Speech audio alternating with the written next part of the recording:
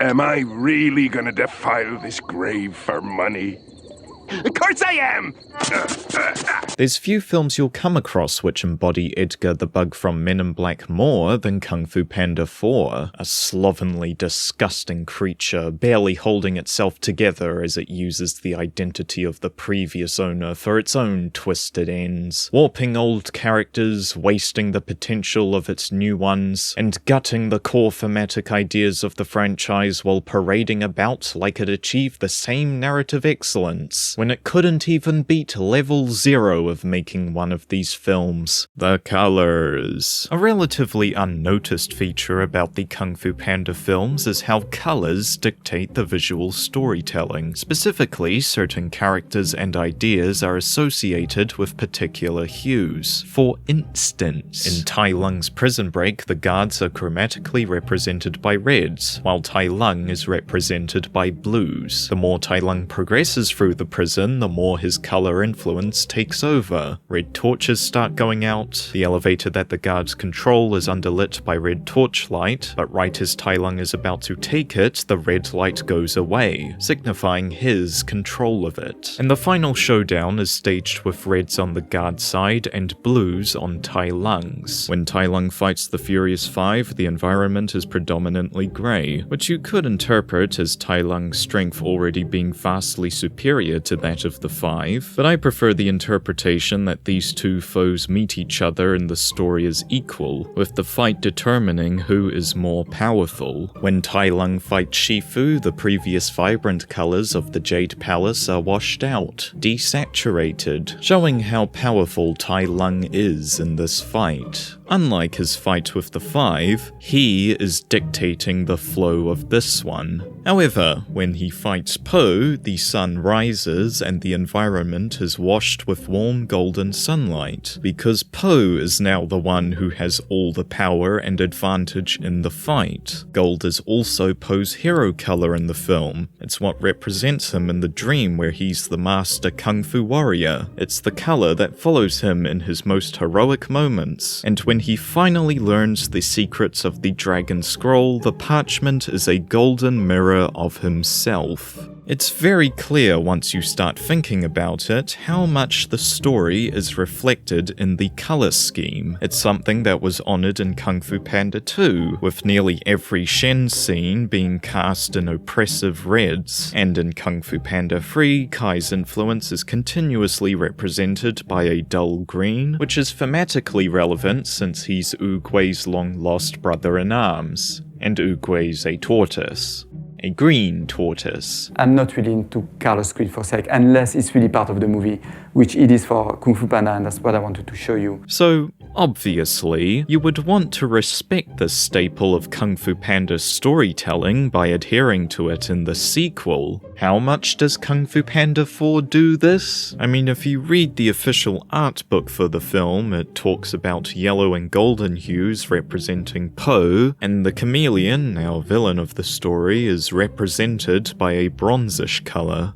Watching the actual film, however, is a different story. The film opens with the Chameleon pretending to be Tai Lung attacking a mine. Initially, the mine is lit with orange torchlight, and the Chameleon begins by extinguishing some, leaving her in a predominantly blue cave. But by the time she's giving her "I've won" speech, the place is in flames and the lighting is overwhelmingly orange, which visually indicates that the miners have the most power. Huh? Fast forward a bit, and we get this scene of the Chameleon intimidating some city mob bosses. The purpose of this scene is to showcase the Chameleon's power and influence beyond her small stature. So it is very, very conflicting to have this take place in the daylight, which not only has incredibly positive vibes to its colors, but is also the colors we designated to Po. Fortunately, we do get a brief moment where the lighting drastically changes to the Chameleon's colors as we reach the moment meant to strike fear into our hearts about how intimidating she can be. You think I've pushed you too far? then you, my friend, can't begin to fathom just how far I can push. Later there's a scene of Po escaping the Chameleon's fortress, and through some shape-changing trickery, the Chameleon manages to push him off a cliff and send him plummeting to his death. And then she gives a cold, harsh lesson to the other protagonist of the film, Zhen. Third rule of the streets, some would say it's the most important. No one is interested in your feelings.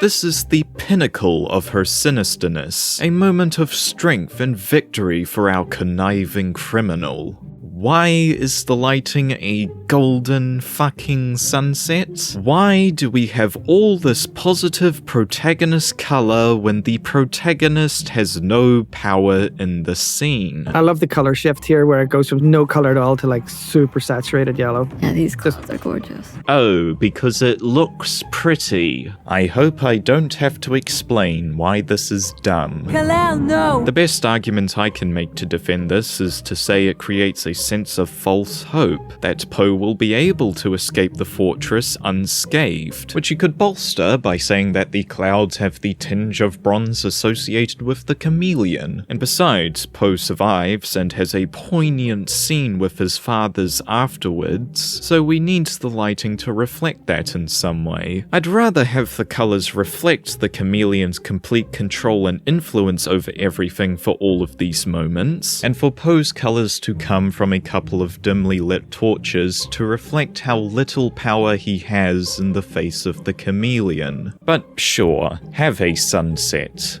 Actually, no, I don't think you can. You were able to move the heavens to reflect the chameleon's colors when she pushed an unnamed side character down a flight of stairs, but you couldn't do the same thing when Po gets thrown off a 1,000-foot high sheer cliffside and both the villain and the other protagonist think he's dead. Come on. Then we have a scene where she does a spooky ritual to bring Tai Lung back to the mortal world so she can steal his powers. Initially, the lighting is predominantly red because of the blood moon currently happening that is needed for the ritual, but then her lair transforms into a colosseum which is overwhelmingly orange. Guess what color has the most influence when she beats Tai Lung? And more or less, as the film goes on, these lights change to a deep venomous red. Because she's evil, right? If I hadn't told you that the chameleon's colors were supposed to be bronze, would you have been able to deduce that from watching the scenes involving her?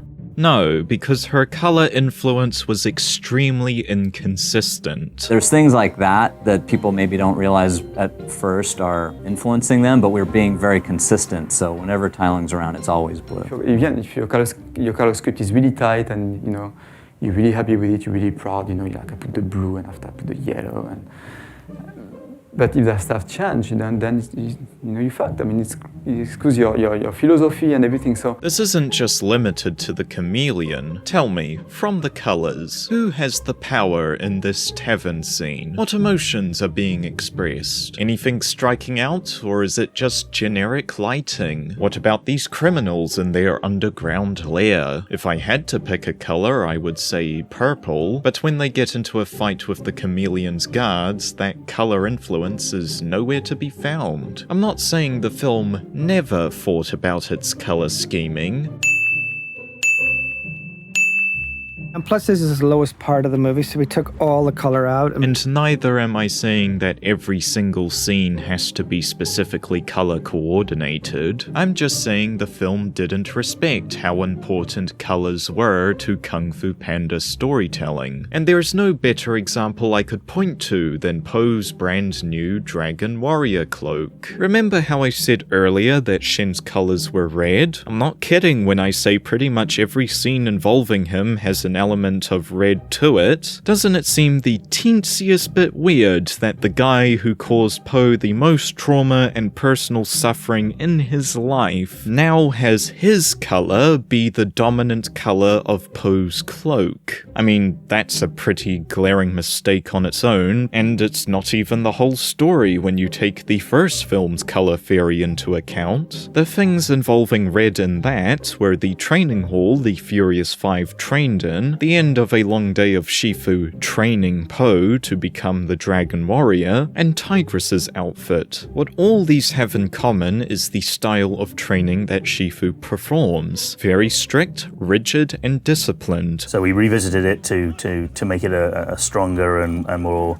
and to use our color theory, which, once we decided that red was our power color, to really sort of hit the scene with red to sort of reinforce the power of the Furious Five. This is their home, contrasting to Oogway's home, which is sort of green and knowledge. This is all about strength and power. As the film goes, Po has considerable trouble with this approach. It's not until Shifu realizes he needs to train Po with a method more suited and tailored to him as an individual that Po is able to get better with Kung Fu. Sure, reds and oranges are used in his training montage to show how hard he's working to get better at Kung Fu, but importantly, when he completes Shifu's training, the scene is washed with golds and yellows, as they are when he fights Tai Lung and as they are when he reads the secret of the Dragon Scroll. Thematically, those colors best represent Po and him being the Dragon Warrior, not hard power. I don't think hard style is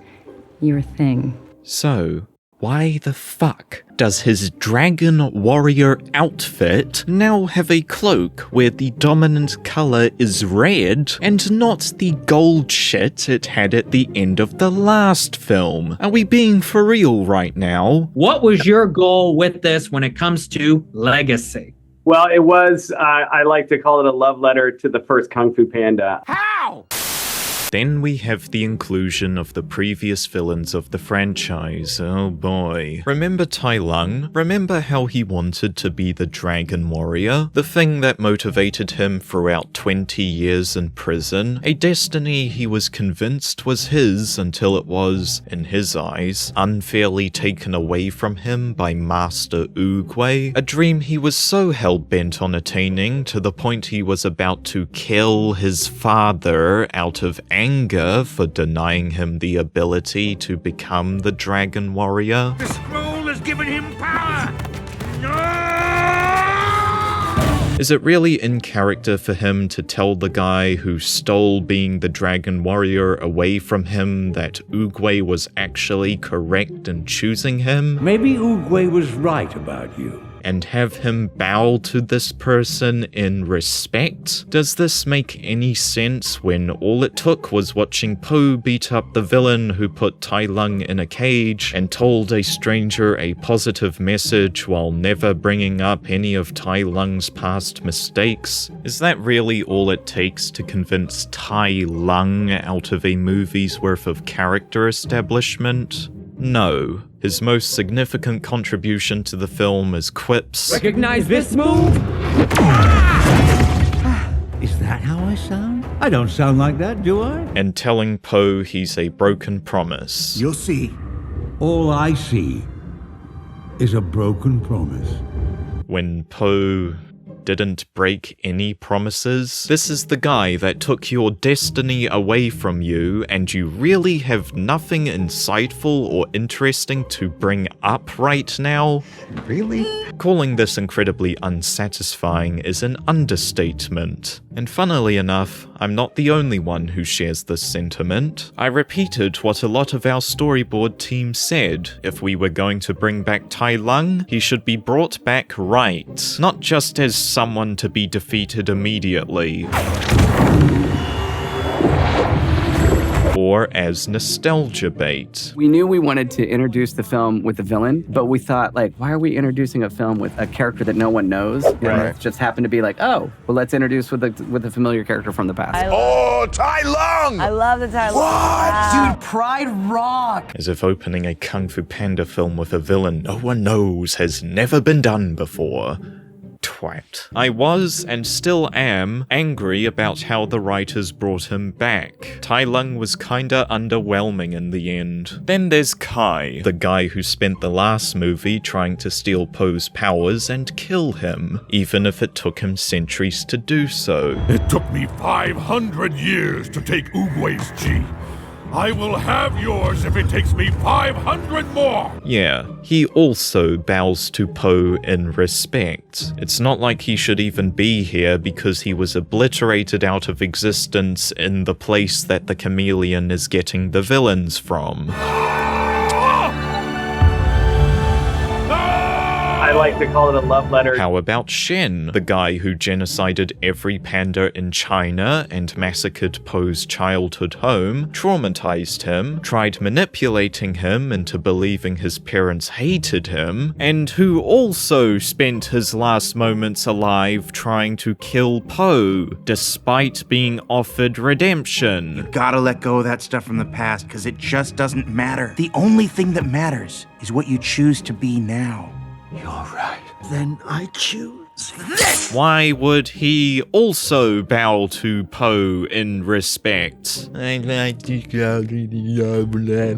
this seems exactly like how all three of these characters would act, doesn't it? This is an interesting moment where it's a heroic moment, but look how it turns evil. Uh-oh, maybe you shouldn't have freed all the people that you put in the spirit realm. It's not like Kai and Zhen were last-minute additions with the animation being built on sticks and glue, giving the creative team no time to meaningfully incorporate these characters into the story. I mean, the only way that would be the case is if their whole purpose was to generate engagement on social media and act as nostalgia bait. Oh, what's this? That was a late addition too, bringing back Lord Zhen and Kai. How did that come about? I remember marketing did like a trailer and they kind of promised that they were going to be back in this film and we're like, what? I think the fans went crazy. The fans were like, oh my gosh, if Tai Lung's back, what about these other two? And so we're like, yeah, we got to bring them all back. It's almost like, yeah, we listened to the fans. I think with the internet now, man, things happen fast. You could really figure out what's going down. We inadvertently character assassinated two of the franchise's main villains because we teased Tai Lung coming back in a trailer 3 months before the film released? What? I'm sure the reasoning for adding Tai Lung back was much more sensible. We had always planned to bring him back based on nothing except for I just love Tai Lung. I think that was it. And so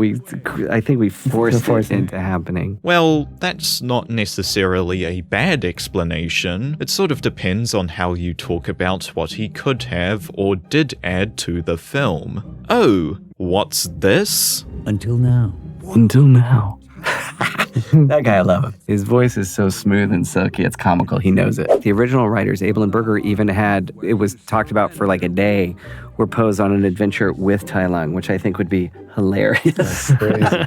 Which would be so funny. Yeah. I mean, can you imagine how annoying Poe would be to Tai Lung? Forget about Shifu. Note that the director Mike Mitchell said nothing about Tai Lung's character, nothing about what he adds to the story, and nothing about how he adds to its themes or messages. The only thing he talked about was how Tai Lung would be recognizable to the audience. Well, let's introduce with a familiar character from the past. And the comedic value that he could add. How strange, it's almost like there's a quote of him floating out around there where the only reason he listed for why Tai Lung was his favorite villain is because of the humor he finds in him being terrifying. Oh, what's this? Tai Lung is my favorite villain. I've always loved how his humor comes from how purely terrifying he is. Who filled my head with dreams? Who drove me to train until my bones cracked? Who denied me my destiny? His voice is so smooth and silky, it's comical. He knows it. Fly back there and tell them the real Dragon Warrior is coming home. I want my scroll. What? Where is it? We're posed on an adventure with Tai Lung, which I think would be hilarious. That's crazy. Which would be so funny. Man, we better kill it with this villain and make sure she is more formidable than the previous 3. I feel we did it. And part of that was bringing Tai Lung back just to prove that we knew what we were doing. No, And no, I'm so glad this is the person that got to make a love letter to the first Kung Fu Panda. Our goal for this one was to really build on the legacy of not just Po, but all those villains to try to make the best movie ever. You should have tried harder.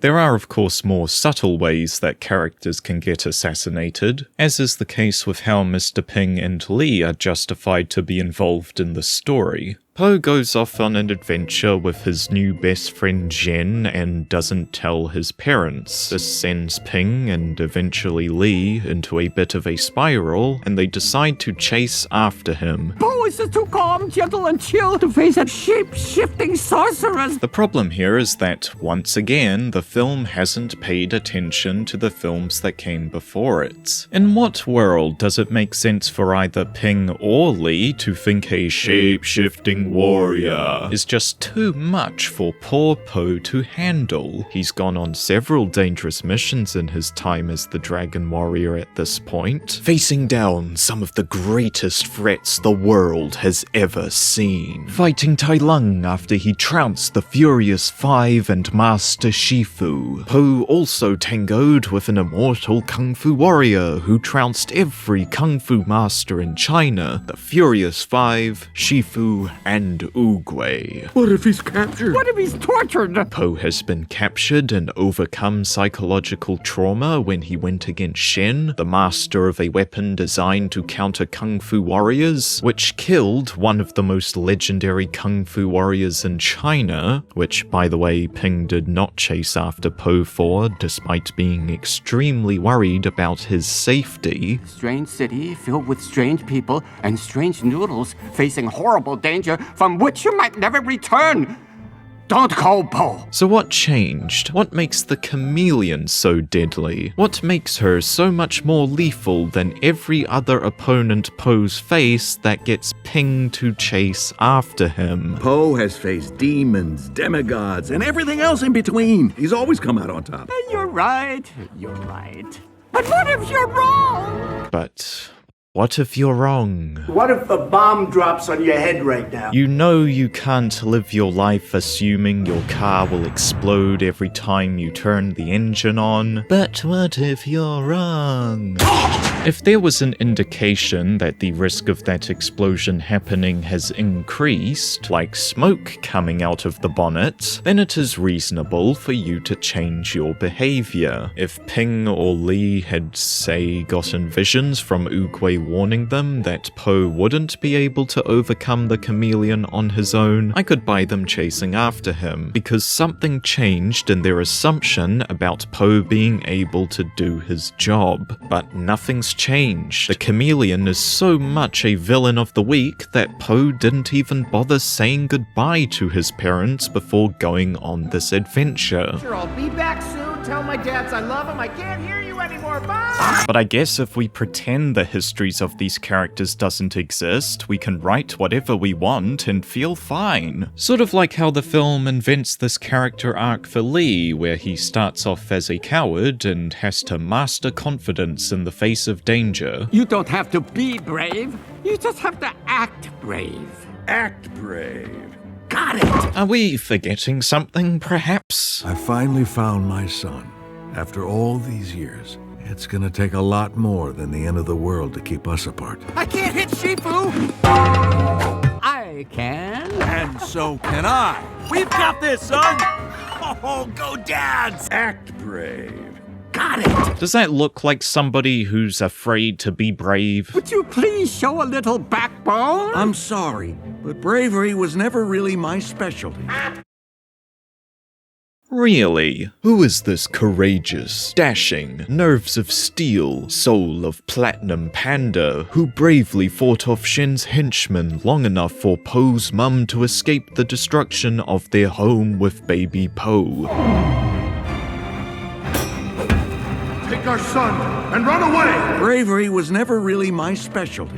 Now granted, this version of events is technically Po remembering his past, and as a much, much better film I did a video on put it... Look, memory can change the shape of a room, it can change the color of a car, and memories can be distorted. They're just an interpretation, they're not a record. And sure, as much as I find this argument to be frustrating, you can use it to justify that maybe Poe overinflated how great his dad was, and that in reality, he's just a wimp.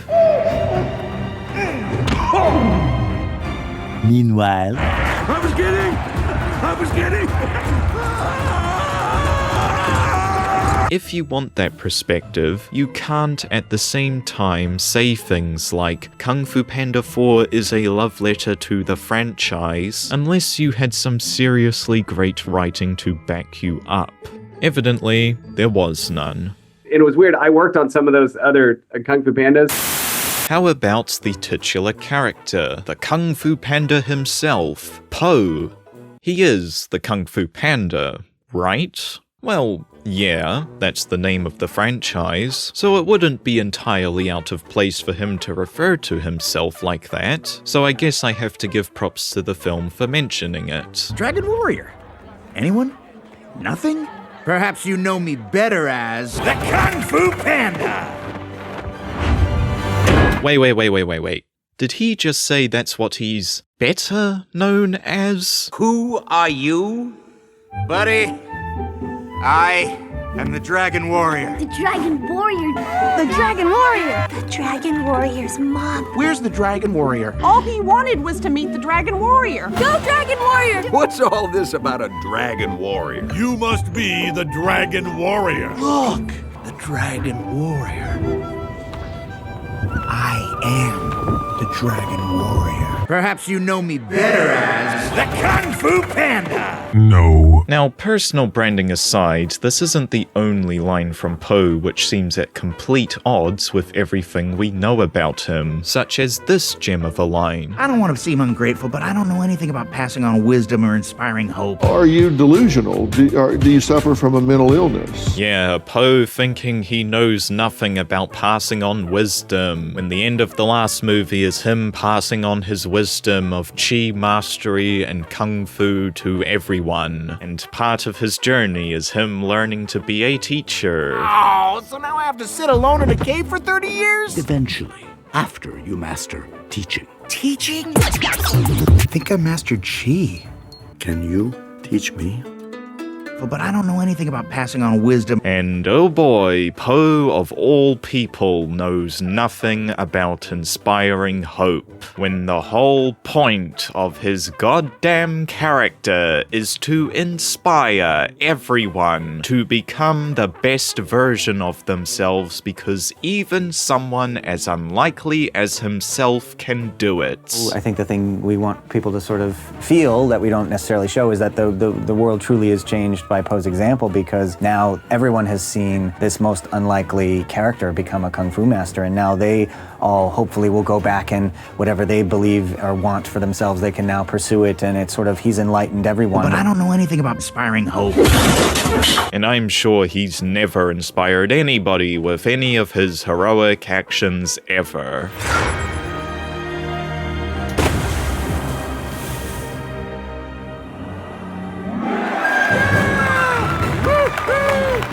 But I don't know anything about inspiring hope. Yeah, I can see why someone would think this is a love letter to Kung Fu Panda. It's so dumb. Surely that's the only character assassinating quote from him. It's a wonton wonderland! This city is the most amazing place I've ever seen! The guy who has been to a transcendent mystical afterlife realm, and whose personal version of heaven is a building full of legendary kung fu artifacts and history, thinks that a place with really good food is the most amazing place he's ever seen. Listen, I know he loves food, but Poe loves kung fu a bit more than food. After all, that's why the franchise is called Kung Fu Panda.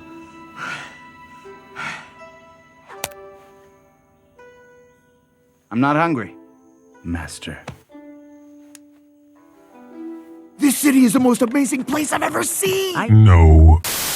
Now, at the end of the movie, Po will pass the torch of being the Dragon Warrior over to Zhen. You might say that the crux of Po's journey in the film is having to come to terms with moving on from the job that makes him the happiest, and he has to embrace change as the next step on his journey. You might then think, well, the reason he has to stop being the Dragon Warrior better be well justified.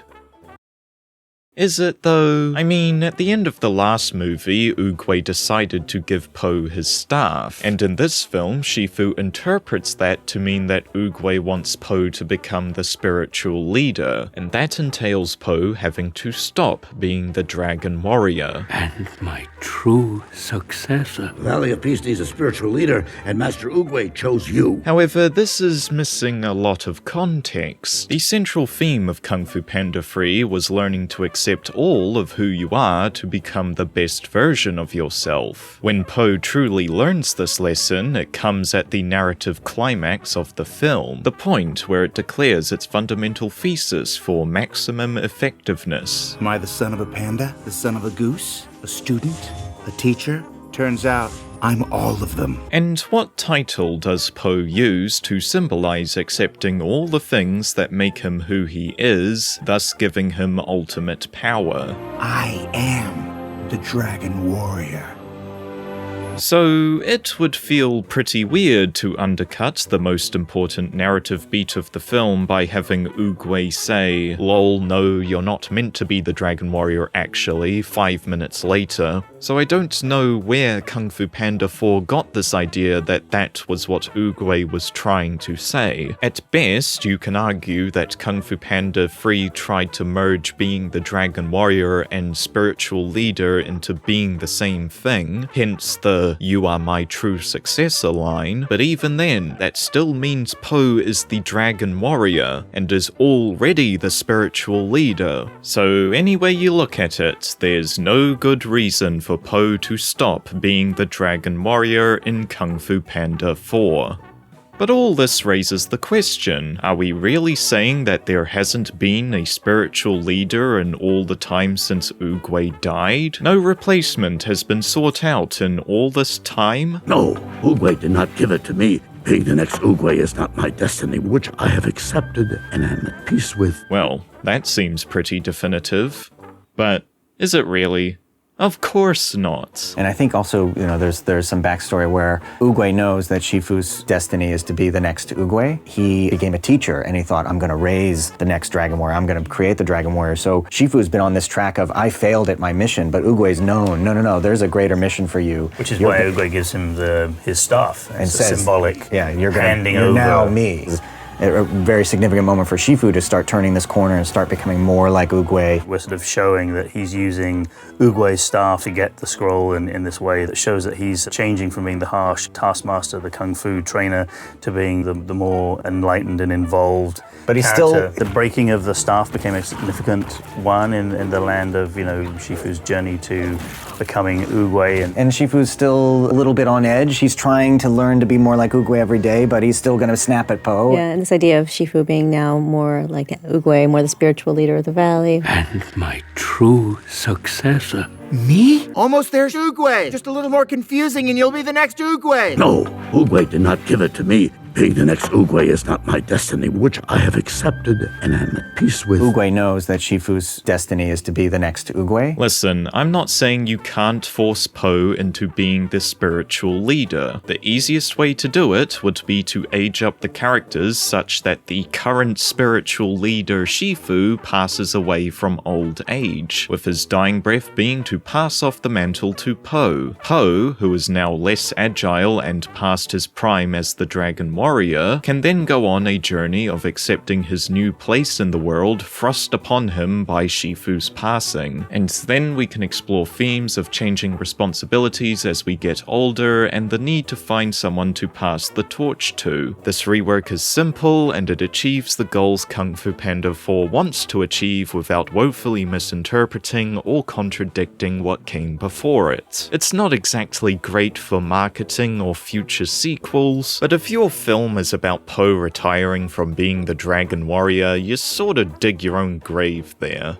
Now, it would be one thing if all we had to worry about was a terribly arbitrary premise, but unfortunately, despite this being the bread and butter of the film, hardly any opportunities were taken to incorporate the passing of the Dragon Warrior torch into Po's storyline. The best we get is occasional lines of dialogue that imply it being an important aspect of the script, but it's not supported as a consistent through line by Po's actions or the events he's involved in. Case in point, what ultimately convinces him to accept he has to move on from being the Dragon Warrior is Ping giving him a pep talk because Po felt bad about trusting Zhen to be a good person when she turned out to be lying to his face and betrayed him. I screwed up big time and trusted the wrong person. If only I'd listened to Master Shifu and stayed in the Valley of Peace.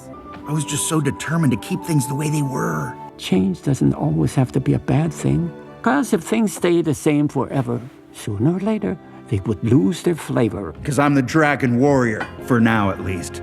But I've realized that it's probably time I made a change. To make the issue here clear, Po's big character flaw in Kung Fu Panda 2 was his insecurity about his origins. His need to know what really happened to the place he grew up in directly results in Zhen escaping Po's grasp, which almost results in him and the Furious Five getting blown to smithereens. His need to know what happened that night directly results in the Furious Five getting captured and Po almost getting killed. It is only when he is confronted with his past that he is able to see all the things he has accomplished since then, and that he should not let the past define him forever, because what matters is the next steps he takes to become the person he wants to be. This gives him inner peace and gives him the power necessary to overcome Zhen. The pattern here is that Po has a character flaw. It results in very bad, terrible outcomes, and once he learns the things he needs to fix that character flaw, he is able to overcome the villain. In Kung Fu Panda 4, the film goes out of its way to say that Po being gullible is entirely a fault of him as a person. What do you take me for? An easy mark.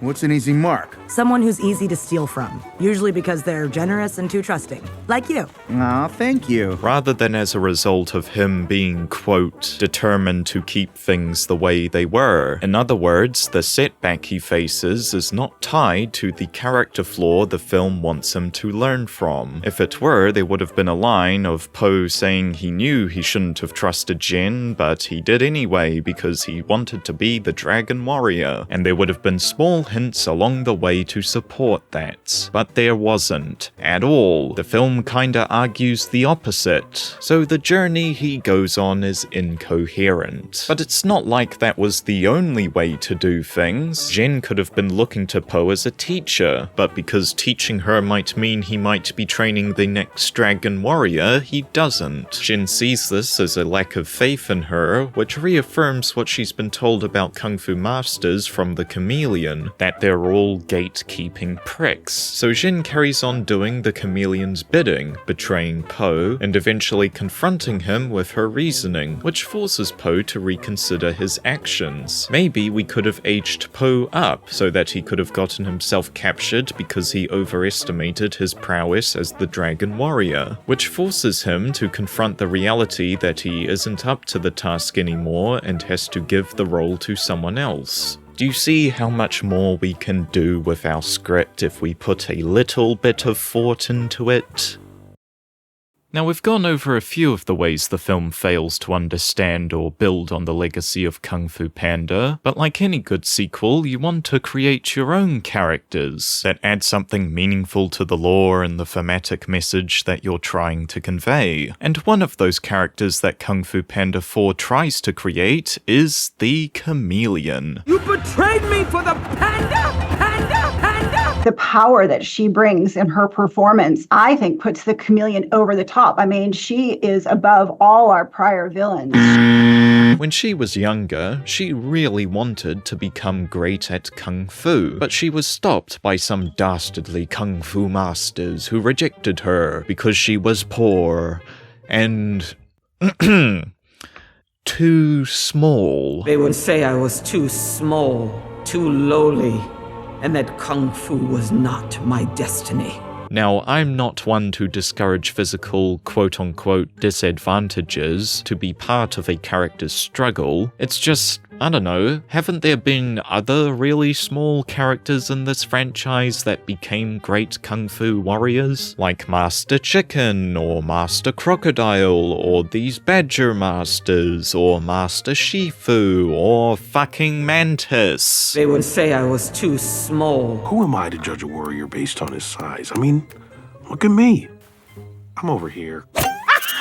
But nevertheless, the Chameleon was denied her chosen path by some pricks, but that did not deter her from seeking out Kung Fu. She turned her lizard hands to the art of sorcery to attain the power she sought. She became the leader of a bunch of criminal mob bosses to squeeze them of the resources necessary to attain her goal, so that she could then use that power to... I'll expand my rule from Juniper City to every city and town and village. Take over the world? They will all know the name of the Chameleon. Why? I mean, I get wanting the Kung Fu power, but where'd the world domination plot come from? Is it really as simple as, if I rule over everyone, no one will underestimate me again? You're gonna steal Tai Lung's Kung Fu. And once I do, no one will dare underestimate me again. Oh, that's so lame. If I were given a villain whose defining moment was being gate-kept from becoming the person she dreamed of being, I might make their quest all about attaining the power through a dark way, with the ultimate goal of hunting down the masters who rejected her, challenging them to fight her, to prove that they were wrong to deny her potential. And she would not plan on stealing their Kung Fu like she did with the master villains, because she is rejecting the power that she once sought from them. She's learned she does not need it to be great. Also, she thinks, isn't that a far more grounded, personal way for her villainous goals to manifest, given what we know about her character? But you,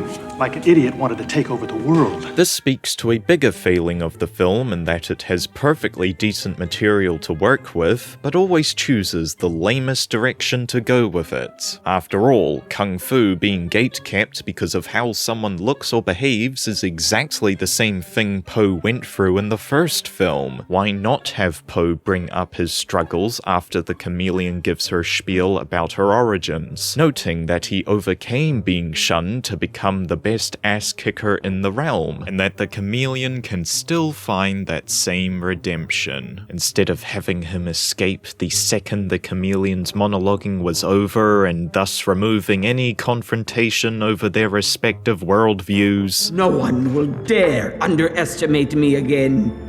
You forgot about me? Really dig deep. I mean, it looks like a funny, action-packed film, but we really get into our storytelling. Yeah, it's time to call bullshit. I mean, if he had confronted the Chameleon's flawed perspective, it could have started a seed of doubt in Zhen's view of her. Perhaps the Chameleon led her to believe that stealing the power from other people, while cold and cruel, was the only path to attaining the power she was wrongfully denied. But if Po posited that a better, easier, and more moral path exists, then why would the Chameleon not take it? Zhen thinks, as the Chameleon does her best to dispatch of Po as quickly as possible. Eventually, she would confront the Chameleon over this contradiction. After all, this is just about getting the Chameleon the Kung Fu power she was meant to have. Right? To which the Chameleon reveals her hatred for those that wronged her, that they must suffer as she suffered. Obviously, she wouldn't say it as bluntly as that, but you get the idea. Seeing that she's blinded by revenge and not achieving the best version of herself like she initially claimed, Zhen decides to switch sides. Zhen then seeks out Po and they reconcile their differences. Po for cold-shouldering Zhen because he was afraid of losing what he loved, being the Dragon Warrior, and Zhen for not seeing the Chameleon for who she was sooner. And then they go to face the Chameleon down together for the third act showdown, having learnt their respective lessons. It goes without saying that the film does absolutely none of this, which is funny considering none of it really deviates much at all from the scenes in the film. Just by making the characters' actions more tuned to their specific histories, fears, and perceptions of the world, you can get quite a lot of bang for your writing buck. I mean, come on, we could have had Zhen be aware of the chameleon doing morally bad things, but squaring it away that it was necessary for a greater good. Only to have her struggle to realize what she had been fighting for wasn't as noble as she was initially led to believe. Instead, we have Zhen be completely surprised the mob boss ruling the criminal underbelly of a city doesn't care about hurting Po. You never said you were gonna hurt him. And she only views people as tools. That's all that Panda was. Something to use. Is that why you took me in? So I could help you get what you wanted? Are you stupid? Ditching the chameleon because she rejects a more moral path to getting her power? Lame. Ditching her because you're told you're not special enough in her life after being totally cool with all the stealing and running rackets on innocent civilians? Sign me up. I am a great character. Maybe if this scene was given more dialogue, we could have provided a little more context to make it better. But alas, this pivotal confrontation between the film's deuterogonist and primary antagonist was only given a measly 40 seconds, so that we could then spend half a minute right after dragging out a joke. I will open the door to the spirit realm and all of its secrets will be mine. Does a blood moon always rise this slowly? I seem to remember it rising faster. No? Just me? It's just for dramatic effect anyway. I think I'm just gonna open the spirit realm now. We really get into our storytelling, don't we, Mike? Now, 30 seconds, I admit, is not the end of the world, but it is indicative of a bigger problem in the film in that so much time that could have been used on character is wasted on filler. Which brings us to the most frustrating character of this entire mess, Zhen.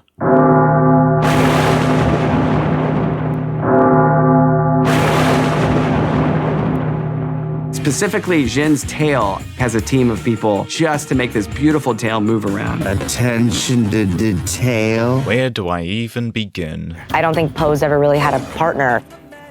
What the fuck are you talking about? Zhen's first scene is infiltrating the Jade Palace and trying to steal various artifacts from it. There's a bit of back and forth with Po before they fight each other in a slapstick manner before Zhen slips up and is captured. Part of the sequence of events is Zhen throwing some precious artifacts at Po and him listing off their names. The dagger of Denghua. Master Ostrich's egg! The indestructible chain hammer of Master Pangolin! The urn of whispering warriors! The warhammer of Master Chipmunk!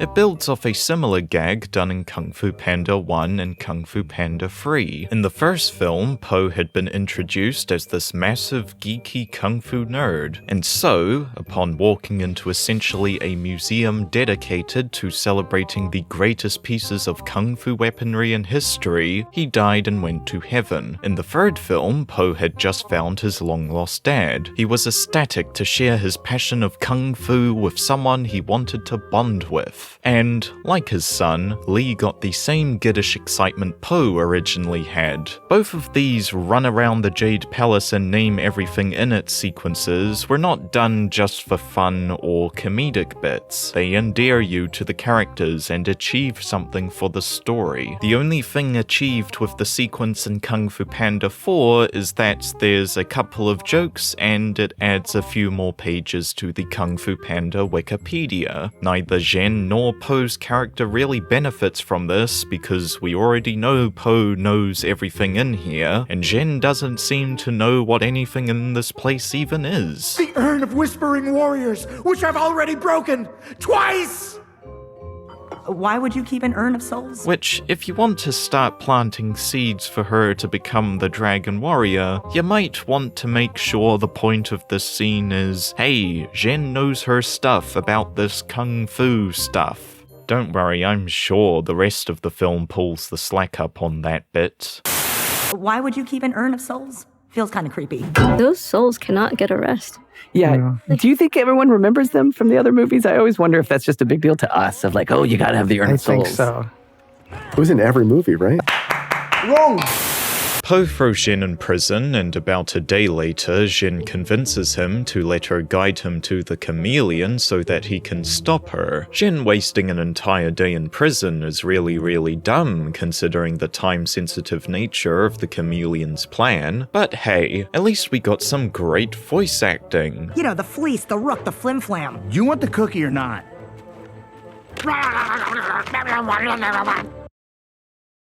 Awkwafina, she's so funny. In their travels, they come across a lovely little cliffside tavern, a delightful establishment full of menacing, domineering bully characters. Po tries finding a boat to get across a river, and Zhen decides to gamble to get as much food as possible, but Po accidentally reveals Zhen cheated at the game she played, leading to a big fight that results in Zhen and Po flying out of the tavern, conveniently onto the boat that they need. Now, we spend a little over 5 minutes on this scene, so there must be important, significant development of character or history to justify its inclusion.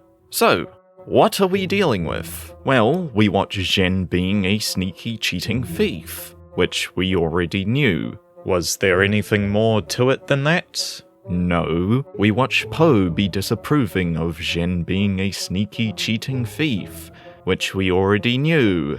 Was there anything more to it than that? No. Did any of the action reveal anything new or interesting to these characters' dynamic that sets up things later in the film? Well, there was one moment where Po popped his ultimate and Zhen seemed mildly interested in learning it. Whoa, nice move. You gotta teach me that. You die! Co-director Stephanie Mustine points out that story-wise, this scene is also a tipping point for Po and Zhen. Prior to their time in the tavern, she says, their relationship has been relatively antagonistic. But when Zhen sees Po put his staff move into play and save her from being killed, that is the moment where she finally realizes that he really is the Dragon Warrior, and she begins to have respect for him.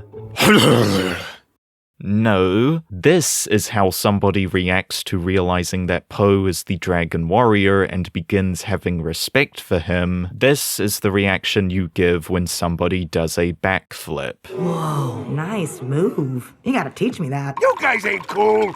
You're lame. It's just, wow, you had 5 whole minutes to do as much work as you could to develop a connection between these characters, and having Po tut-tutting Zhen for stealing and her having a passing interest in his kung fu is all you did with it. Oh, did I mention this tavern's name? The Happy Bunny Tavern? That's it, right? The Happy Bunny Tavern. Well, that sounds inviting. Yeah, and if I recall, the very first fight that took place in this IP was Po dreaming about being a kick-ass warrior who stood up for the helpless bunnies of a tavern against menacing, domineering bullies. Why didn't you take this opportunity to have the fight mirror some of the action that took place in Po's dream, especially when Kung Fu Panda 2 did it at the very beginning of that film, and especially since this fight involves the character that becomes the next Dragon Warrior? Isn't that the most obvious thing to do in the world if your goal is to be the love letter to the first Kung Fu Panda? And there's some shots in this sequence that are right out of Po's dream from the first movie, but rather than 2D, they're executed in CG this time. Exactly. And that's the whole idea of this, trying to relive Po's dream in real life. Now he's got it. He's actually doing what he always wanted to do. Meanwhile, well, it's also every one of my favorite Kung Fu movies has a tavern fight sequence in it, and it's just like, man, you gotta do it. Fast forwarding a little, we arrive in Juniper City. We learn that Po likes the food to a degree that contradicts his character. We learn that Zhen is a wanted criminal who for some reason feels confident walking around in broad daylight instead of sticking to the shadows. like a wanted criminal, and we get to show off all the hard work from the visual effects artists. Besides that, nothing is really accomplished. Well, I'll tell you guys a little trick here.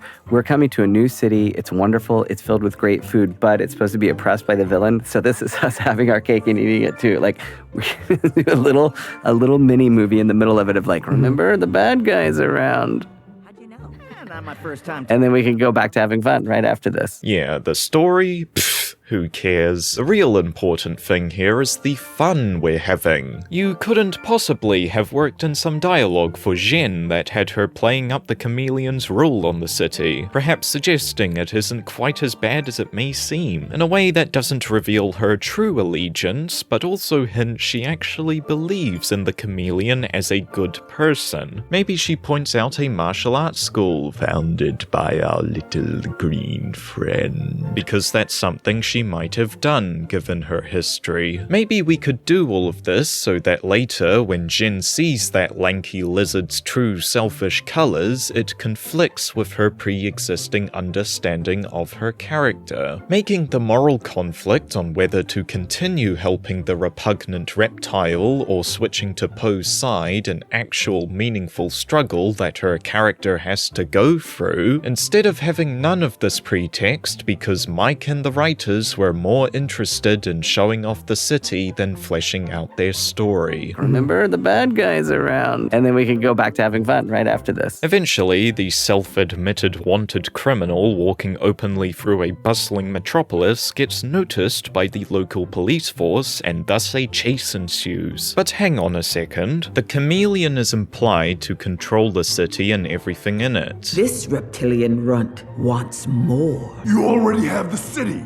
What else could you possibly want? I mean, they cart her around on a throne like she's a goddamn pharaoh. How is it not reasonable to assume that at the bare minimum she can give good old Lester a call and have the police remove Zhen's wanted status? Especially when her big old power-stealing master plan involves Zhen getting Poe to her the night of the blood moon, the same day that Zhen and Poe arrive in Juniper City. How is it in her interest for the police to potentially find Zhen and waste a whole bunch of her time getting chased and potentially captured? And if you want to say she doesn't control the police, then why is Zhen so casual about being found and screwing up her master's lifelong goal? She shouldn't be, neither should the Chameleon, so the city chase isn't really justified by the story that's been told. But even if the justification is screwed up, that doesn't mean it can't achieve something for the story. The chase through Gongmen City in Kung Fu Panda 2 had the simple goal of moving Poe and the Furious Five from the city prison to Shen's palace. It moves the plot forward, and at the same time we show how well-oiled Poe's dynamic is with the Five, as the Five focus on mitigating harm to the surrounding civilians and give Poe the assistance he needs to catch his furry quarry. In the Juniper City chase, it's just Poe and Zhen running around the city, going from one wacky escape method to another until eventually they lose the police's trail. No character building moments between them, just Zhen kinda knowing her way around the block. Now, the filmmakers would say that this is a trust building moment for Poe, since he would certainly be captured if not for Zhen's local knowledge to weave around and escape the police. He would have also not been chased in the first place, because the police don't know who he is. This is when, notes co-director Stephanie Mustaine, Poe recognizes Zhen may be in trouble with the law, but that there's more to her than that. And this shift in perspective is when their friendship really starts to flourish, once there is a seed of respect on both sides. That's a lot of bull! All she shows is how great she is at evading the police, which is exactly what you would expect from a wanted criminal. What do you mean there's a shift in Poe's perspective of her? All our time is spent running away and not a single moment on showing character. Like, say, I don't know, Zhen has to sacrifice the opportunity to run into an alleyway that will lose the cops because an old granny is getting mugged and she stops the mugger, which shifts Poe's perspective of Zhen because up to this point she only used opportunities in times of danger to be selfish selfish, like that tavern scene where Po was disapproving of Zhen using a time of danger to steal everyone's money. This chase adds nothing to our understanding of these characters. It makes no progress on their relationship. It's just empty calories. At most, it gets the two to meet Zhen's old thieving friend she used to hang around. You should have seen the little gutter snipe before I found her, hanging out with those rejects from the Den of Thieves. We get some bunnies biting Poe's nipples because that's funny. We have some monkeys stealing Poe's pants because that's funny. And we have Oscar award-winning actor Ke Huy Quan pretending his character doesn't know who Po or Master Oogway is, but does know who Shifu is. The Kung Fu Panda? Mentored by Oogway? Sorry. Trained by Master Shifu? Oh, everyone's heard of the legendary Master Shifu.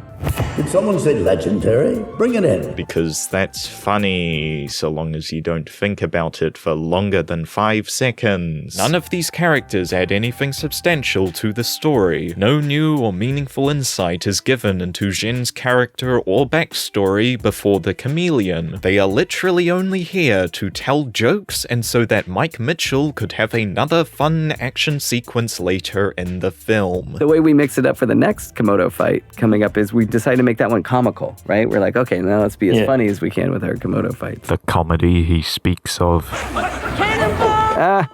They're going hut, hut, hut, hut. Is it too spicy? No, it's got the perfect kick.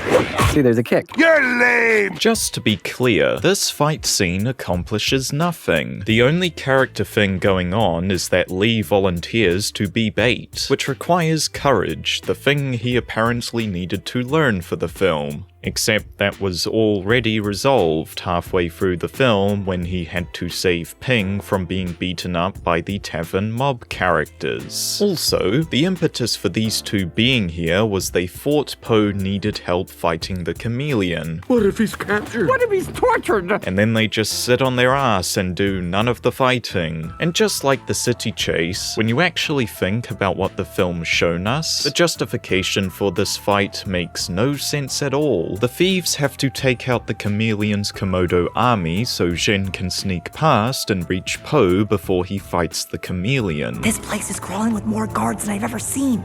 I'm never gonna get to Po in time. You just get to Po. We'll take care of the guards. But if her goal was to just get to Po, then why, after Po ditched her at the fortress, did she waste time traveling from the fortress to the city, to the thieves' underground lair, and back to the fortress when she could have just followed Po when he was only 20 feet away? And why do you even need to sneak around? The last time you and the Chameleon spoke with each other, she warned you not to ditch her. And the day you stop being those things is the day when, yes, you stop being useful to me. So for both of our sakes, don't change. She thought you were still on her side. That's why she said, "You betrayed me for the panda?" in the final battle with Po. You should just walk past the guards because to them, you're Zhen, one of the Chameleon's top commanders. Why don't you? There's just 3 of us against an army. Then I guess we'll just have to get an army of our own. If you seriously need an army to act as a distraction while you sneak around, and Po doesn't, you really are quite shit at what you do, character whose gimmick is being a sneaky thief and wanted criminal. Zhen, a ragamuffin from the streets, a scrapper, a survivor. She's a criminal. Stop it! Stop!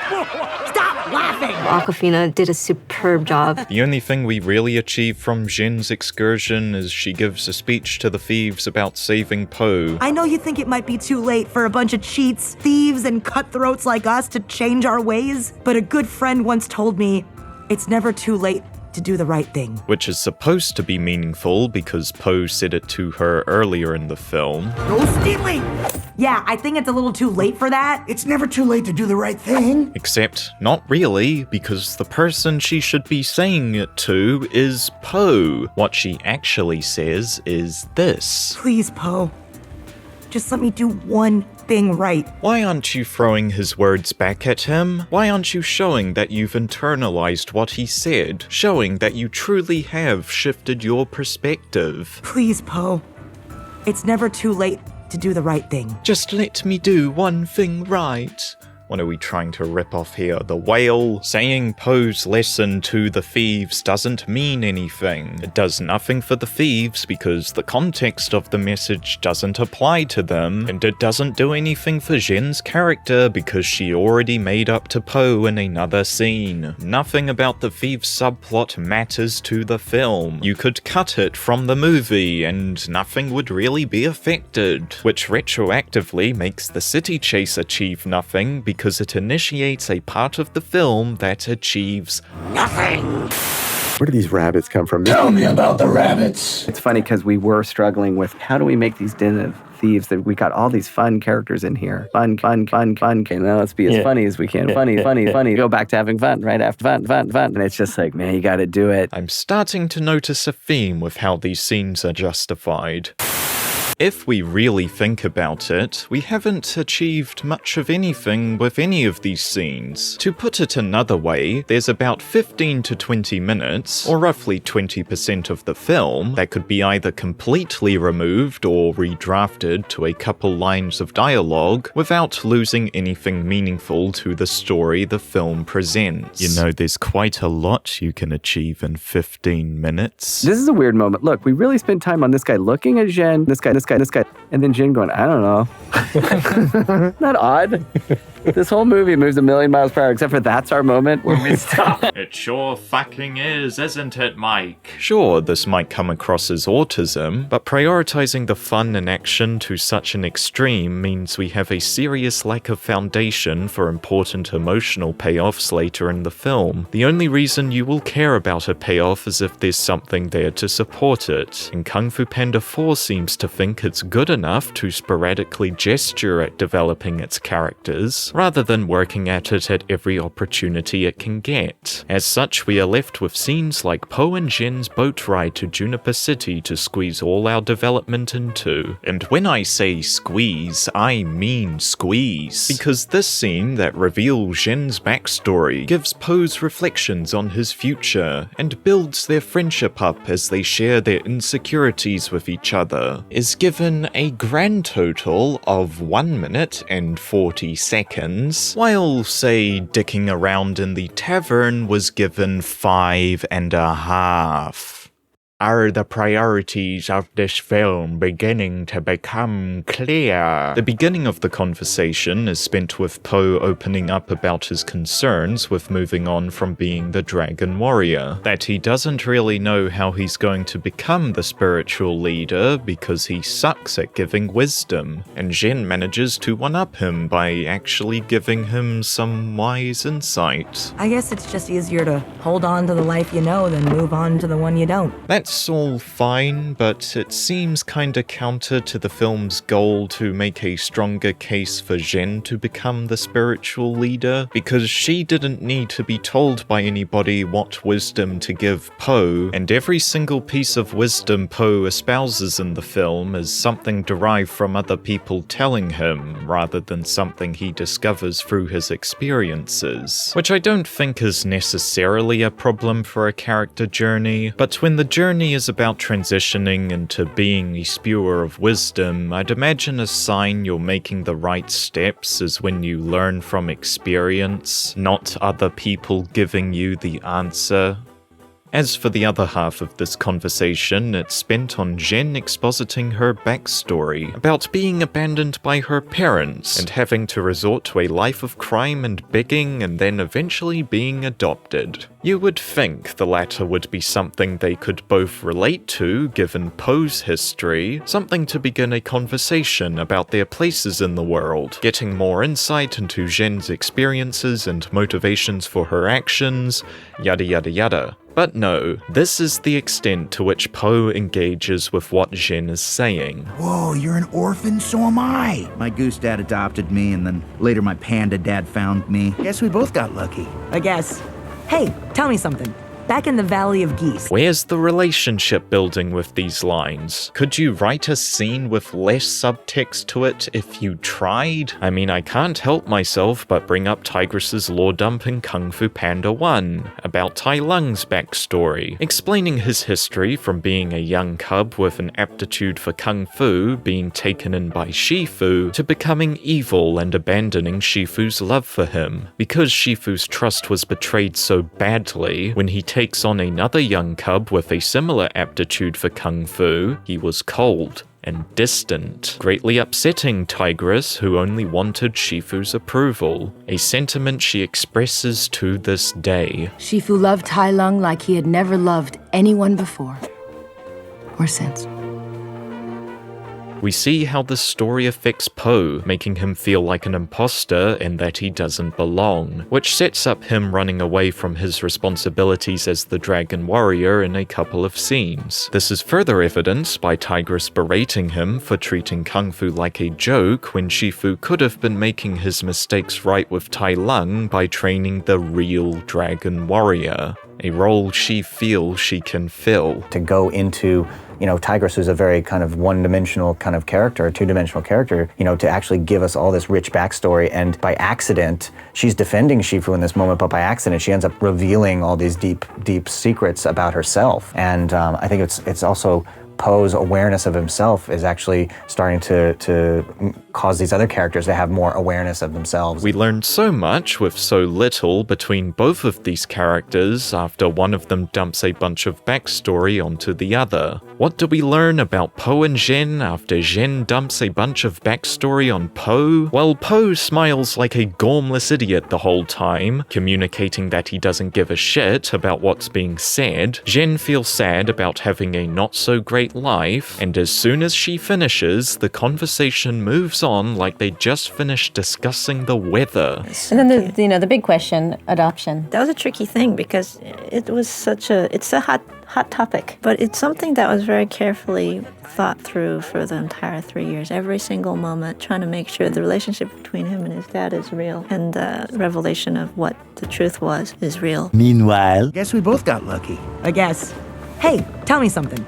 Back in the Valley of Geese. Peace. It's so lazy, so poorly thought out. Almost like it was rushed, like it was inserted in here without much thought or breathing room. It's like this entire backstory was only added after the film's second test screening, and in the middle of animation after the creative team pushed the director Mike Mitchell to include backstory and motivation for Zhen, and that it was so short because a producer didn't want to add too much time to the movie. I wonder where we could have got that time from. We took so long to get to the theaters, 8 years, because we wanted to make sure we had the perfect story to tell.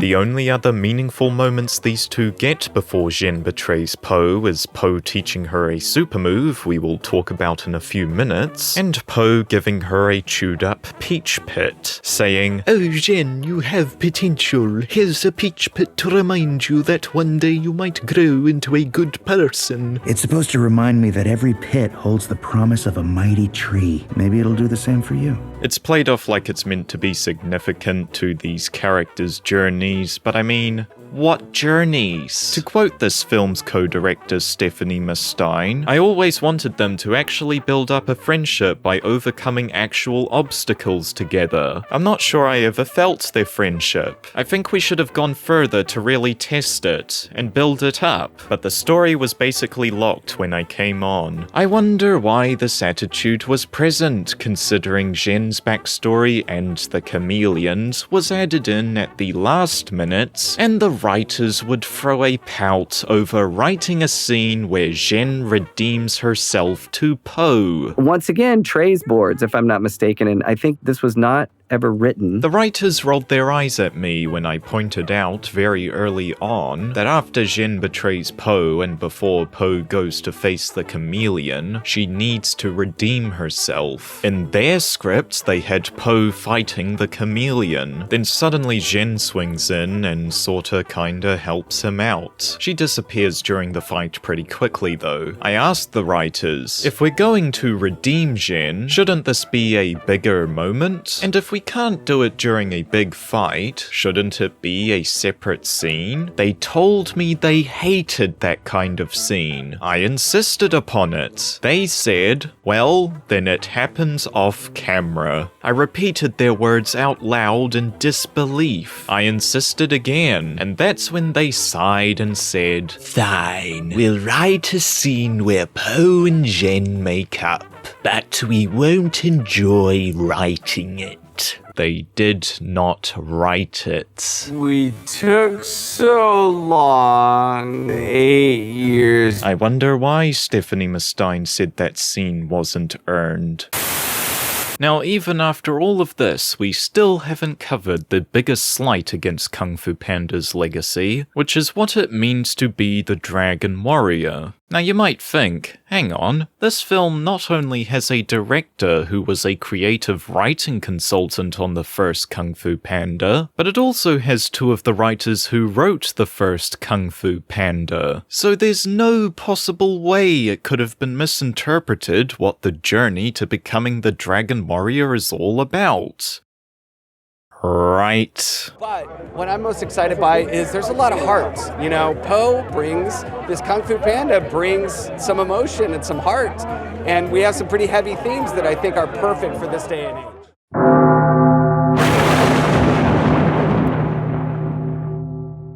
Just tell me one thing. How did someone like you become the Dragon Warrior? Zhen is someone stuck in a pretty bad spot, being the henchman of a megalomaniacal despot and being the most wanted criminal in the city. She is taken aback when Po gives her a peach pit, as he says that things can have potential to become something better, something more than they already are. Perhaps Zhen could become something greater than a common thief. It's supposed to remind me that every pit holds the promise of a mighty tree. Maybe it'll do the same for you. She switches to his side because the Chameleon thought she was simply a tool to be used, whereas Po had been pretty chill with her, and because she manages to hold her own against the Chameleon, Zhen really needed to overcome her fear, the Chameleon, and so to have her call forth that golden chi dragon was really cool to symbolize that she had overcome that. This gives Po a hunch she could be the Dragon Warrior. But it's also the moment that Po is like, hey, there's something in her. Out of all the candidates you choose to train as your worthy successor, you chose the fox? You know when you know. You know? Po's reasoning is that Zhen could be a hero. What about me says I'm ready for this? Sometimes the greatest dishes come from the most unlikely ingredients. She's a peach pit who has the promise of growing into a mighty tree. Every pit holds the promise of a mighty tree. In essence, he picks her for the sole reason that she has potential. Be the pit, Zhen. Be the pit. Be the pit. There's just one eensy-beensy, teensy-weensy little problem with this. You know when you know. You know?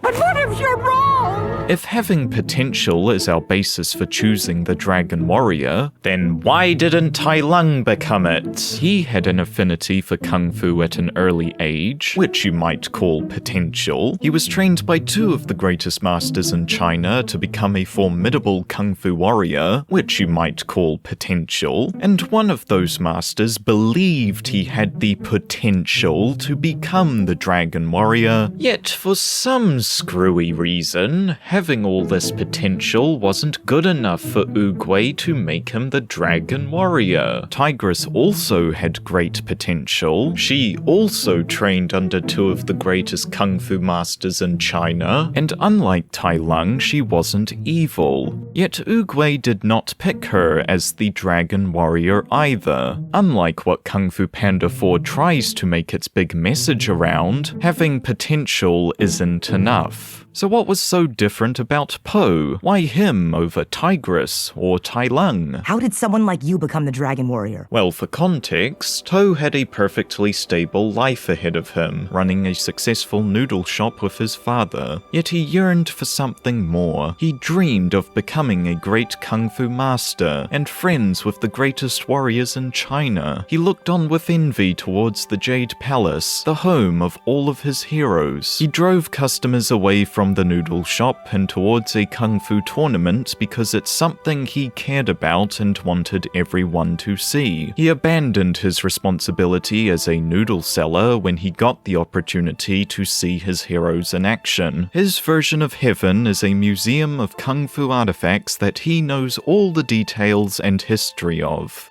In short, Kung Fu flows through Po's veins. It's a part of his identity. That's what separates him from the others. Tai Lung pursued Kung Fu and being the Dragon Warrior because he wanted to make Shifu proud. Tigress pursued Kung Fu and being the Dragon Warrior because she was constantly trying to prove herself to Shifu. Their power did not come from a place of believing in themselves. It came from trying to appeal to others. What Oogway sensed when he saw Po fling himself into view at the Dragon Warrior tournament was Po's determination to live his dream, to be the person that aligned most with his identity, and to not conform to the expectations put on him by others. He saw someone who could achieve greatness by believing in who they were, and because Kung Fu is a part of who Po is, that is what made him the best person to understand the point of the Dragon Scroll and inherit its limitless power.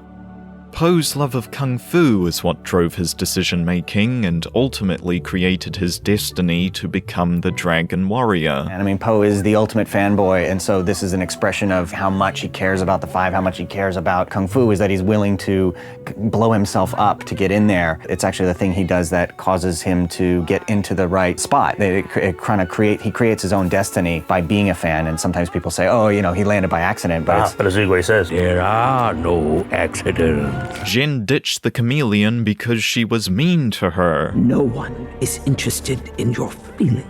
Her destiny to becoming the Dragon Warrior isn't built on a foundation of her identity. It's built on being a good person. But a good friend once told me it's never too late to do the right thing. It was really a fight for like her and just seeing like who would she turn to? Would she turn to the bad side or would she turn to the good side? Which, while admirable, is not a condition for becoming the Dragon Warrior. Otherwise, Oogway would have just picked one of the Furious Five.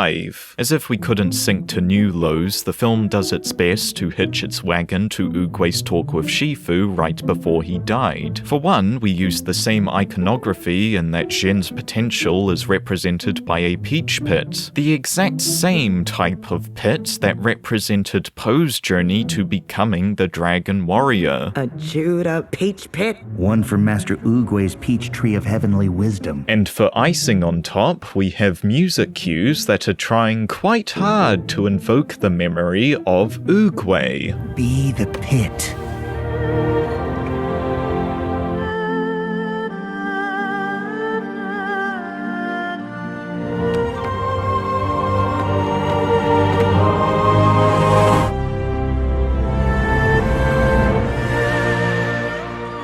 But did Kung Fu Panda 4 actually understand a word Oogway said to warrant such an invocation? No, because the lessons are completely different. The whole point of what Oogway was trying to tell Shifu was that you can't grow a peach pit into any other type of tree. You may wish for an apple or an orange, but you will get a peach. He emphasized that you have to care for it according to what a peach pit needs. In the same way, Shifu can't force Po into becoming the Dragon Warrior by treating him like Tai Lung or the Furious Five. He has to train and treat Po in keeping with who Po is as a person, aka treat him like a peach pit. I cannot train you the way I have trained the Five. I now see that the way to get through to you is with this. Po has no idea what kind of pit Zhen is because, as we saw, the film never focused on what makes up her as a person. He just hopes she will grow into the right kind of tree because he has a hunch. You know when you know.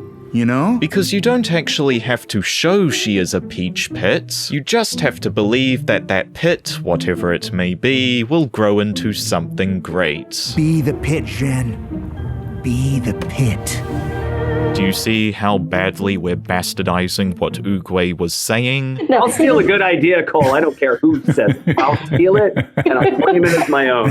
But hang on, there's a whole nother level of screwing up that we're doing here. After all, couldn't you interpret Tai Lung's story as Shifu seeing the seed of potential in him? That he saw someone who could become a great kung fu warrior, but blindly trusted that the seed would definitely become a mighty tree while neglecting to train Tai Lung according to the person he was? How was Po not making that same mistake? How do we know that Zhen will not just turn into another Tai Lung? Oh right, because Zhen is great and awesome and has a heart of gold underneath being a sneaky, cheating, lying, two-faced thief who the Chameleon said was ruthless and unsentimental. Zhen, I took you in because you were clever and ruthless and unsentimental, like me. She's perfect to become the Dragon Warrior. It's actually funny because the one notable trait of Zhen is that she is a thief. Zhen is a thief with a heart that longs for gold. And the only time the film bothered having Po teaching her a kung fu move was with cooking techniques, when the only reference for Zhen really liking food was when she ordered a lot of food at the tavern, something that Po acknowledged in one line and never brought up again. Whoa, one of everything is my go-to order. But how did you pay for this? Legally, lawfully, fair and square. And then she uses this move to beat the Chameleon. Do you understand just how thematically unsatisfying this is? Remember how Po defeated Tai Lung by using the whooshie finger hold? Remember how he used it because it was a niche kung fu move that only a trained master or kung fu geek like himself would know about? Notice how that reflects that kung fu is a part of his identity, that he knows about a move simply because he's passionate about the art? Notice the thematic relevance this has to him being the Dragon Warrior, whereas Zhen beat the Chameleon with something she learned on a whim, taught with something the film barely acknowledged might be a part of her identity. And why does her defeating the Chameleon come down to her using the staff the film argued was a symbol of Po being the spiritual leader? Oogway entrusted you with that staff so you could follow in his footsteps and become something better than you already are. When this moment is supposed to justify and embody why Zhen should become the Dragon Warrior. But it's also the moment that Po is like, hey,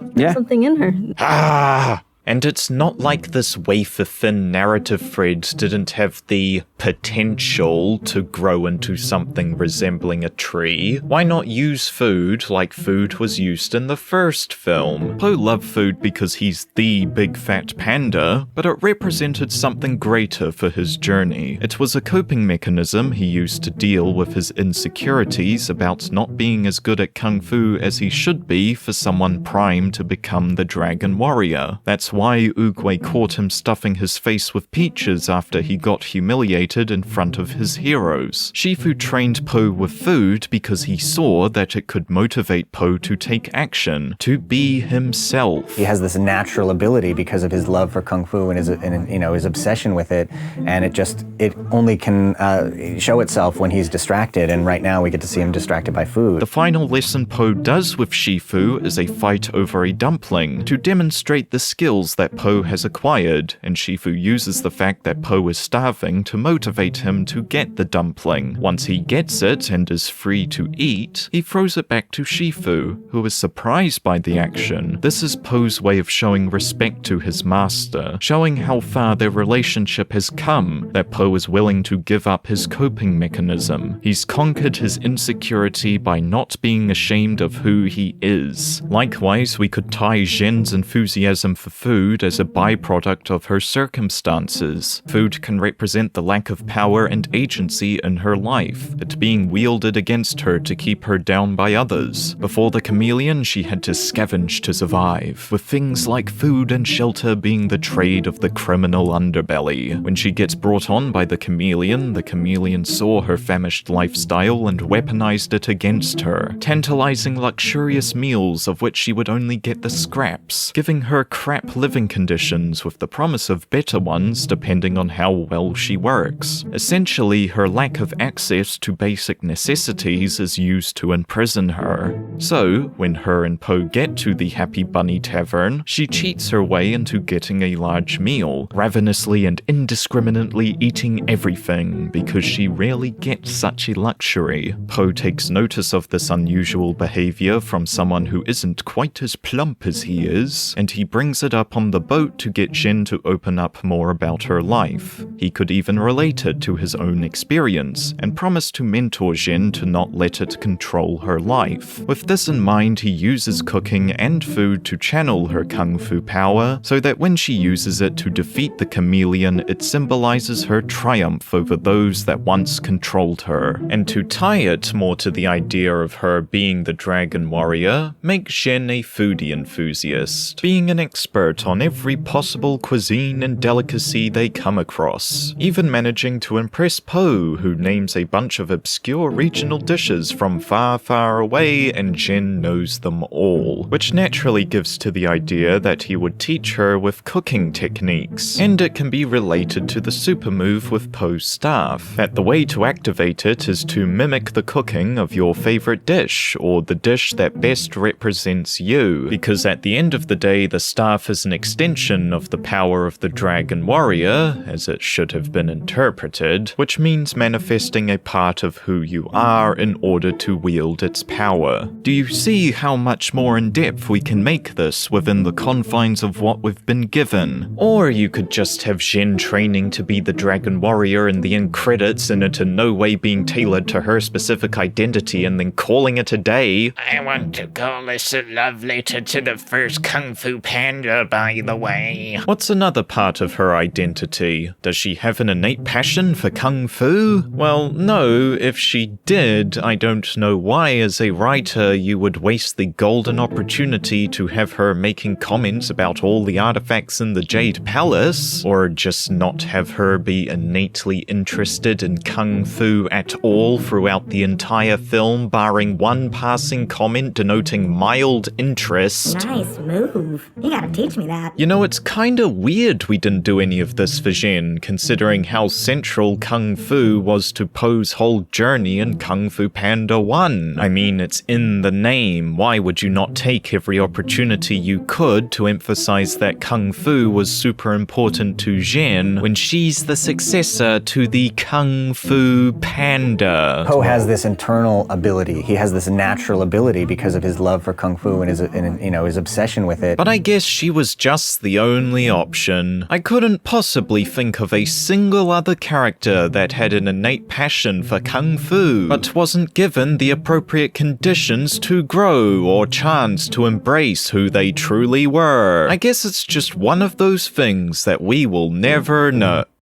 Oh, right. The Chameleon. Imagine a Kung Fu Panda movie that didn't end with the villain trying to murder Po as they fought him to the death for once. Imagine instead that they got to redeem themselves and be given a second chance to live the life they were meant to live. That was always also the highest goal of Kung Fu, was actually, if you could fix your opponent, if you could actually heal your opponent, that's the best thing you could ever try to do. So imagine a chameleon who has extensive knowledge of Kung Fu, even niche moves like Tai Lung's Nerve Strike. I got it! The Tai Lung Nerve Strike. And Po being impressed that she even knows about that. Maybe he could use that as a starting point to get her on the road to redemption, to prevent her from going down the same road that Tai Lung did. Hell, you have Tai Lung right there. Use him to represent what the chameleon will turn into to convince her out of her plans. Or alternatively, just have him tell her what the path she's taking ultimately leads to, and that that it isn't worth it. It's mildly infuriating that Mike Mitchell understood Poe's journey in Kung Fu Panda 1, but neither him nor the two writers that wrote that film stopped and thought about who would be the better candidate to become the Dragon Warrior. The person whose entire thing is wanting to be better at Kung Fu, which is literally the exact same as Poe in the first film, except she was denied the chance to achieve that potential, which gives naturally to the film's themes about changing for the better without losing who you are, and peach pits growing into trees, or a fox that's a thief that we don't really know anything about, other than she's a good guy deep down, and for whom we have no reason to believe has the potential to become the Dragon Warrior, because nothing about her journey in this film is based on what it takes to be the Dragon Warrior. I don't know, that's a tough one, Chief. And after so badly mangling the most important fundamental points that Kung Fu Panda 1 presented, this film had the balls to have its ending shot be a direct callback to the final shot in Kung Fu Panda 1, whose point was that Poe was beginning to grow into the person he's supposed to be. What the hell was done to explore the person that Zhen is supposed to be? Nothing, just that she has potential. Potential isn't enough. Your identity and drives are essential to understanding what that potential can become, and Kung Fu Panda 4 sidestepped all of that while acting like it didn't. I'll steal a good idea, Cole. I don't care who says it. I'll steal it, and I'll claim it as my own. Which makes this shot, and really the whole point of the story of Kung Fu Panda 4, fundamentally flawed. The movie that introduced us to the next Dragon Warrior did nothing to show why she should be the next Dragon Warrior. Took forever to get it up on the screen because we wanted to make sure we had the perfect story. Hell, as much as it has problems, Kung Fu Panda 3 did this better. The way Poe trained the Panda Village to fight Kai despite their obvious incompetence at Kung Fu was to train them to be themselves, to excel at what they do best. We can be just like you. Yes! We can? No! You can't! But you don't have to be! I don't have to turn you into me, I have to turn you into you! Your real strength comes from being the best you can be, so who are you? What are you good at? What do you love? What makes you, you? The film didn't even go for a Poe needs a successor to be the Dragon Warrior angle, and yet it puts more effort into it than Kung Fu Panda 4. He's right. What about me says I'm ready for this? Who knows, Zhen? You went on an adventure with Poe, and that's enough to convince him that you are the Dragon Warrior. Oh, yeah, I get it. Funny. Fine, choose who you want. A thief, a stick, a carrot. I don't even know why I bother. I'm going to go meditate. A lot. I fought for this. Basically, it's Poe's, good version of what Chameleon did, and it's just using dragons. And now we've basically almost 2 Dragon Warriors with Zhen and Poe. Almost 2 Dragon Warriors with Zhen. Almost 2 Dragon Warriors with Zhen. Almost 2 Dragon Warriors with Zhen. Almost 2 Dragon Warriors with 2 Dragon Warriors with 2 Dragon Warriors and Poe.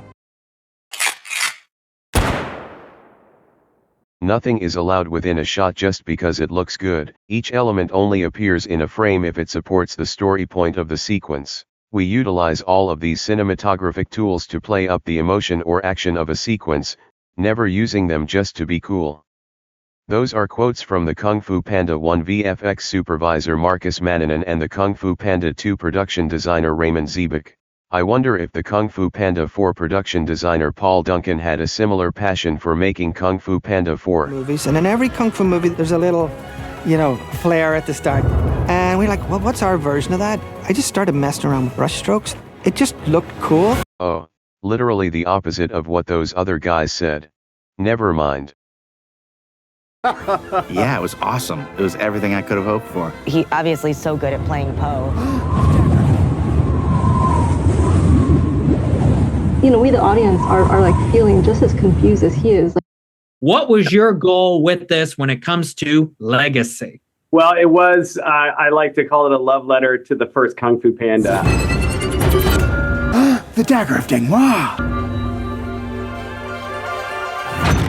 that little move that Po did was a homage to Shifu from the first movie. Whoa, what a great callback. I was so happy to remember how Shifu doing it symbolized that the scene was a reflection and examination of Shifu's character and how he treated Tai Lung, with Tai Lung being the one to throw the dagger, symbolizing how he's forcing Shifu to confront his failure. You can only imagine my joy when I thought about all the symbolism in Zhen, a character Po has never met before, chucking the dagger of Ding Dong at Po so he can wink in its reflection, symbolizing the person that came up with this moment patting themselves on the back for including a reference so devoid of subtext that it is in effect, whether intended or not, nothing more than a cheap trick to get the audience to project their positive feelings of the film being referenced without earning any of it. If you really wanted to do an homage, you might have, I don't know, made it a bit where Zhen takes quite a liking to the dagger of Dingbat, such that she smuggles it with her when she takes Po to Juniper City and uses it in the tavern fight and city chase. This makes it a Chekhov's gun that can be fired when she fights Po in her redeeming scene, as she is at some point forced to swing it around her body and see her reflection, hammering home the subtext that the scene is a reflection and examination of her character. You know, if you cared.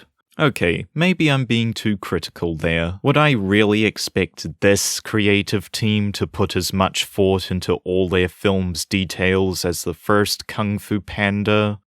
Lol. I mean, it should be pretty telling how much effort they put into respecting Kung Fu Panda, given how they decided to treat the Dragon Scroll, the thing whose lesson is required to become the Dragon Warrior, in a movie that establishes the next Dragon Warrior, in that it is on screen for a few seconds and then promptly spat out by Po, all so that we could make room for another joke. The urn of whispering warriors, which I've already broken twice!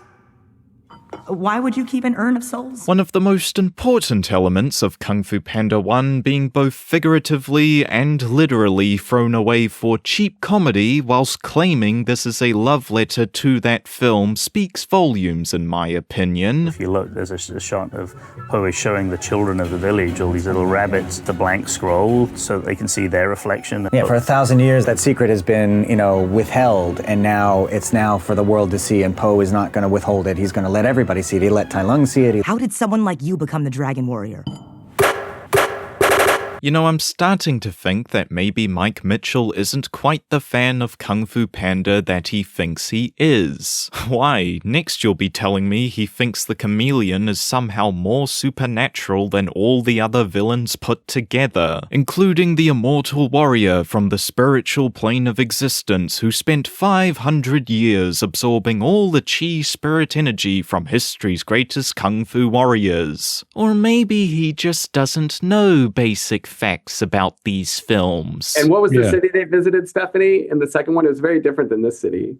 That was called Gongmen City. Yeah, Gongmen City. What's so funny? The very thing that you clearly do not know. Meanwhile, I think it's the best franchise that this studio has ever created. Yeah, this is definitely consistent with a super passionate fan of the franchise who had 4 years to make the film of his dreams, and not at all with someone watching the Kung Fu Panda films when they were released in cinemas and working on their vague recollection of what happened. It was weird. I worked on some of those other Kung Fu Pandas, but Stephanie was a bigger fan and knew more about this franchise than I did. We are in total agreement with our mutual disappointment in you. Well, I love I'm a big fan when I watch a film and it's inherent to that film. You know, you can't take a character out of this film and put it in another film. It wouldn't fit, and I like that. Kill me.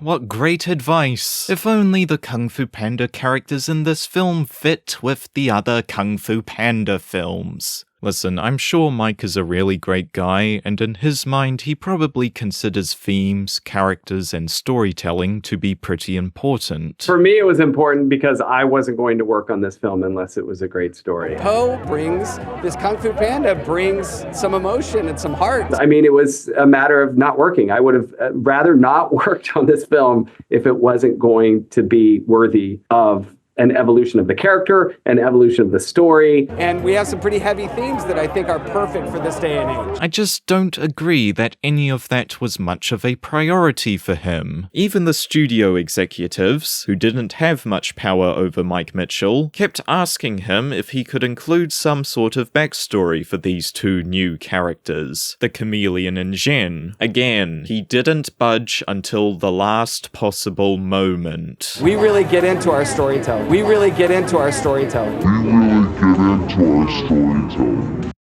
So what was the priority? And not just for Mike, but for everybody involved on this film, including the writers, which this cannot be understated, two of which were the original writers of the first Kung Fu Panda and the sole writing credits for 2 and 3. For those guys, I think this was just about getting an easy payday, from the statements made about them from Stephanie Mustine and... well, they don't exactly have a great resume recently. But even so, there's no excuse for screwing up what they originally wrote this badly. And I know that because they wrote Kung Fu Panda 3, a film which, while I take issue with the execution, still stuck true to the spirit of what Kung Fu Panda is about. Never thought I'd utter those words. I hated that film when it came out. As for the other canaries in the clown mine, I feel pretty confident storytelling wasn't the priority. I think there was something else that was valued far more than being a love letter to an IP or telling a heartfelt story. 3 words to describe the film. Entertaining. Fighting. Surprising. Dumplings. Hilarious. Fun. Zhen is fun. And then we can go back to having fun right after this. Yeah, these clips are gorgeous. It just looked cool. Poe makes Shifu so frustrated It's fine. You don't sound fine. in such a comical way. It's comical, he knows it. And it's funny. Where Poe's on an adventure with Tai Lung, which I think would be hilarious. Funny actors in this one. Dumplings. We had a blast. One thing that defines Kung Fu Panda movies is funny action, and the Happy Bunny Tavern scene absolutely embodies that. It's a tour de force of hugely entertaining action. Margie Cohn, president of DreamWorks Animation. It's like we wanted this film to be seen on the big screen, that the big difference between this film and the rest of the series is that you had to see this at a theater. Stephanie and I did not want to invest a second of our time unless this was going to be a big movie that everyone's going to want to see in the theater, and we designed it for the theater, and we made it big, and not just visually, but with sound and everything. You might say the film's focus was to be passive entertainment for theater goers, and it left the whole Kung Fu Panda thing as an afterthought. Hell, this idea is so pervasive in the film that even something as inconsequential as the end credits can't escape it. Kung Fu Panda 1 and 3 did renditions of the classic Carl Douglas song Kung Fu Fighting, and Kung Fu Panda 2 remixed an earlier track in the film's OST. So all of these credit scenes have the spirit of Kung Fu or Kung Fu Panda in them to some degree. On the other hand, Kung Fu Panda 4 has Jack Black doing a cover of Britney Spears' Baby One More Time, simply because it had the word hit in it. Oh my God, Jack had very little time to do this song, did it with Tenacious D, and it was his idea to do this song. We all had a list of songs that had some kind of mentioning about hitting or Kung Fu or something, and he was like, we want to do this one. Meanwhile, on the red carpet, Jack Black explained to reporters how the cover and video shoot came to be. The director Mike Mitchell said, "Hey, we'd love to have a Tenacious D song at the end. Will you do a song?" And I was like, "Can we do Britney Spears?" And he was like, "Yes." And he said that he wanted to do Hit Me Baby One More Time, because it's kind of in the vein of Kung Fu. Well, I guess Mike is kind of right, in the same way that an elephant's natural habitat is in the depths of the Marianas Trench. You know that the song is about Britney having regrets about not being with her lover anymore, to the point that she thinks she's going to go mad and die of loneliness if the lover does not come back into her life. This is why she asks her lover to give her a hit, a sign that they're still interested in her. It has nothing to do with punching things and and certainly nothing to do with Kung Fu. I think it's kind of funny that people would actually think that's what it meant. Britney Spears. So by extension, neither does the Tenacious D cover of the song because they didn't change any of the lyrics. Something that strangely wasn't a problem for the Kung Fu Panda 1 or 3 end credits, despite the fact they covered a song which was all about Kung Fu. Even as the credits are rolling, we're still divorcing this film from the identity of Kung Fu Panda just for a more crowd-pleasing moment. If that's not an apt metaphor for this garbage, I don't know what is. This is it. This is the highlight of my career. What was your goal with this when it comes to legacy? Well, it was and it really makes you wonder, because this film managed to earn more money than Kung Fu Panda 3. After an 8-year franchise break, that isn't too bad a result. In fact, it's a signal that people want more Kung Fu Panda films, whether that's in the form of Kung Fu Panda 5 and beyond, or live-action remakes of the franchise. It can continue for many, many more. I feel like it has so much to offer, and I truly believe that what we've been able to do with number 4, expands the world and allows it to keep going. So, let's see what the audience is wanting, and we'd be happy to provide.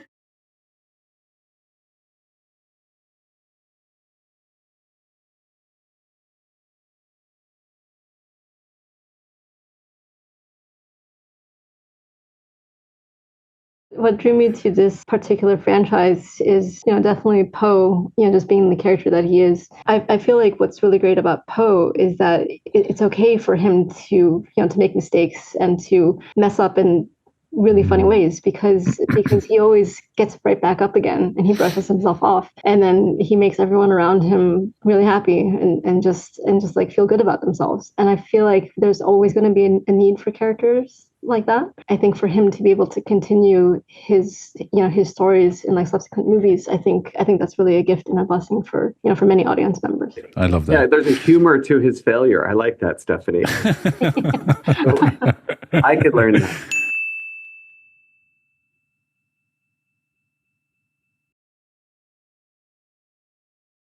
Awkwafina is a force of nature. Who said that? I've been a huge fan of hers for years. But I was like, Talk about Awkwafina and what she brings to the table here. The best. So funny. You're adorable. No one ever told you that. No one ever told you that. No one ever told you that. Stop laughing. And it's not easy to be in a film with Jack Black. The fleece, the rook, the flim-flam. You want the cookie or not? He's a very funny guy. Skablam! Sorry to interrupt. I think you meant skadoosh. And she's just as funny as he is.